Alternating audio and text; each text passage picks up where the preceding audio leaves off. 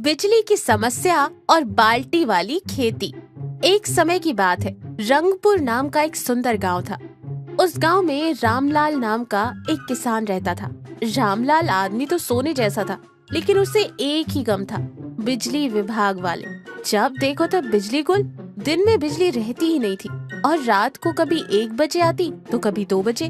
बेचारा रामलाल रात रात भर जागकर खेत में स्टार्टर के पास बैठा रहता। जैसे ही मोटर का बटन दबाता, खट से लाइट चली जाती। हे भगवान, ये क्या मुसीबत है, ये सोचकर रामलाल अधूरी नींद में घर लौट आता। अपनी फसल को सूखता देख रामलाल को एक जबरदस्त आइडिया आया।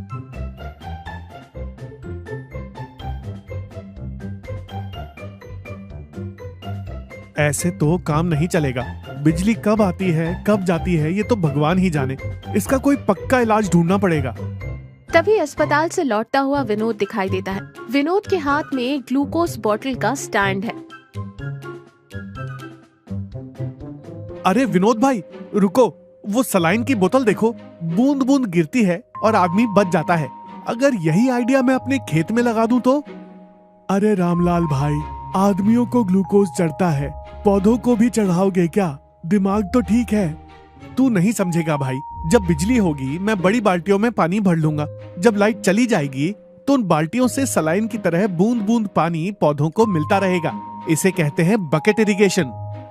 अगली सुबह रामलाल ने खेत में बांस गाड़ दिए और उन पर स्टैंड बना दिया। अब उसे सिर्फ बाल्टियां चाहिए थी, पर नई खरीदने के लिए पैसे नहीं थे।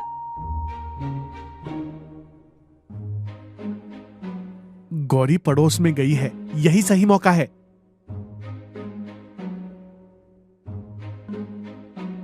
रामलाल रसोई में घुसता है। वहाँ चावल रखने वाला एक बड़ा प्लास्टिक का ड्रम दिखाई देता है।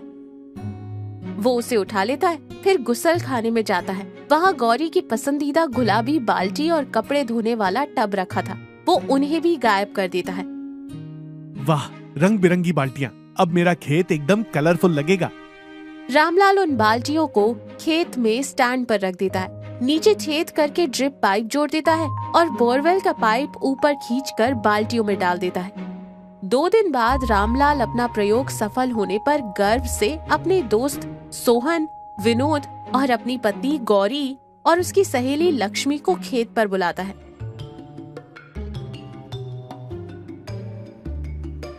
कहो रामलाल भाई, हमें अर्जेंट क्यों बुलाया? खेत में ये सर्कस का तंबू जैसा बांस और बाल्टी क्यों टांग रखी है? अरे सोहन भाई, ये सर्कस नहीं साइंस है। बिजली कटौती का मेरा देसी इलाज। गौरी तुम भी देखो। अजी सुनिए, वो ऊपर जो गुलाबी बाल्टी टंगी है वो हमारे गुस्लखानी वाली जैसी लग रही है। अरे नहीं नहीं, वो तो मैंने हाट बाजार से खरीदी है गौरी। तुम उधर मत देखो, इधर देखो। लक्ष्मी भाभी आप भी देखिए। गौरी, तेरे आदमी ने कुछ बड़ा कांड किया है। वो बड़ा ड्रम देख, बिल्कुल तेरे चावल वाले ड्रम जैसा लग रहा है। भैया पहेलियां मत बुझाओ, काम की बात बताओ। ये काम कैसे करता है? रुको, अभी बिजली आने वाली है, फिर देखना मेरा जादू। मोटर उन डब्बों में पानी भरेगी और लाइट जाने के बाद भी वो पानी बूंद बूंद करके पौधों को मिलता रहेगा। सब लोग उत्सुकता से देख रहे थे कि तभी बिजली आ जाती है। रामलाल जोश में आकर मोटर चला देता है। वो देखो, पानी पाइप से ऊपर चढ़ रहा है। पानी धीरे धीरे ऊपर चढ़ता है। रामलाल द्वारा लगाए गए चावल के ड्रम और बाल्टियों में पानी भर जाता है। रामलाल तुरंत जाकर वाल्व घुमाता है। डिब्बों के नीचे लगी पतली नली से पानी टप टप करके पौधों की जड़ों में गिरना शुरू हो जाता है। अरे ये तो सच में गिर रहा है। रामलाल मान गए गुरु, पानी बिल्कुल बर्बाद नहीं हो रहा, सीधा जड़ में जा रहा है। सही कहा भाई, ये तो कमाल हो गया। बिजली जाने के बाद भी इन डब्बों का पानी कम से कम 2 घंटे तक पौधों को जिंदा रखेगा। क्या दिमाग लगाया है।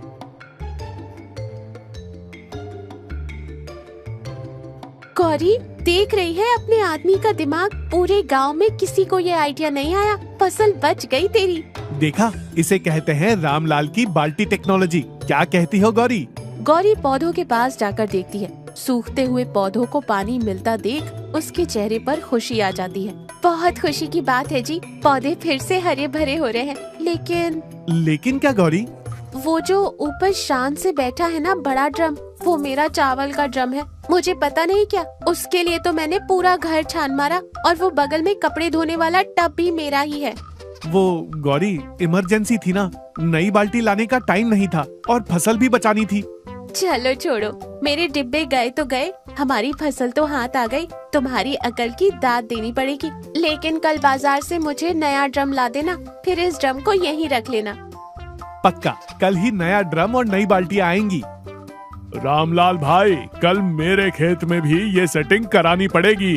सब खुशी खुशी हंसते हैं। रामलाल का प्रयोग सफल होने के साथ इस कहानी को एक हैप्पी एंडिंग मिलता है, और इस कहानी से हमें ये सीख मिलती है कि मुसीबत आने पर घबराने की बजाय घर में मौजूद संसाधनों से ही समाधान निकालना चाहिए।